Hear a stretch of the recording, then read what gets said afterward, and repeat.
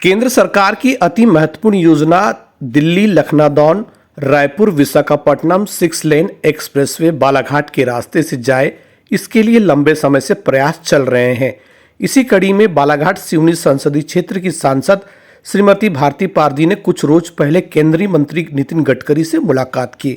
उन्होंने बताया कि किस तरह से लखनऊ छपारा सिवनी के रास्ते बालाघाट रजेगांव लांजी होते हुए रायपुर छत्तीसगढ़ के लिए प्रस्तावित 6 लेन ग्रीनफील्ड एक्सप्रेसवे परियोजना से बालाघाट वासियों को लाभ मिलेगा। यह एक्सप्रेसवे न केवल दिल्ली लखनऊ रायपुर विशाखापट्टनम को जोड़ने में मदद करेगा, बल्कि क्षेत्र की कनेक्टिविटी आर्थिक प्रगति के लिए भी नए आयाम जोड़ेगा। चलिए आपको बता देते हैं कि इस एक्सप्रेसवे के लिए बीते 3-4 साल से प्रयास चल रहे हैं, लेकिन कई तरह की परेशानी यहां पर आ रही है। दरअसल शासन की योजना है कि एक्सप्रेसवे के लिए अधिक से अधिक सरकारी जमीन का अधिग्रहण हो, लेकिन ऐसा हो नहीं पा रहा है।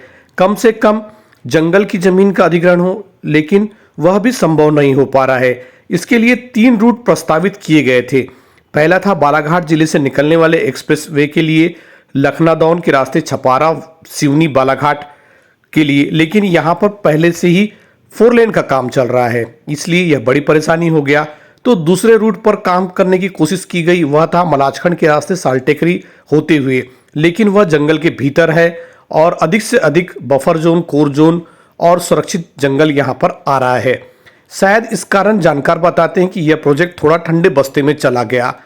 लेकिन वहीं दूसरी ओर इस एक्सप्रेसवे के ठंडे वेस्ट में जाने से बालाघाट जिले की 100 पंचायत के लोग खुश है, क्योंकि रजगांव लांजी जिस तरफ की कहते हैं कि यहाँ पर सर्वे का काम पूरा हो गया था। लोग परेशान थे कि उनकी पैतृक जमीन, कृषि जमीन और पैतृक घर तक उजाड़ हो जाएंगी। सरकार औने पौने दाम पर थोड़ा सा मुआवजा जरूर देगा, लेकिन वे मुआवजा उन्हें नहीं चाहिए। दूसरी ओर जिन्हें इस अधिग्रहण से कोई मतलब नहीं है, बालाघाट जिले के लोग, वे चाहते हैं कि एक्सप्रेसवे बने, क्योंकि इससे मेट्रो सिटीज तक पहुंचने में आसानी होगी। 6 लेन का काम पूरा होगा तो दूसरे शहर जाने में आसानी होगी। देखना अब यह है कि बालाघाट सिवनी संसदीय क्षेत्र की सांसद श्रीमती भारती पारदी की मुहिम कहां तक रंग लाती है। क्या 6 वे एक्सप्रेसवे ग्रीनफील्ड लैंड का काम बालाघाट जिले से शुरू होता है?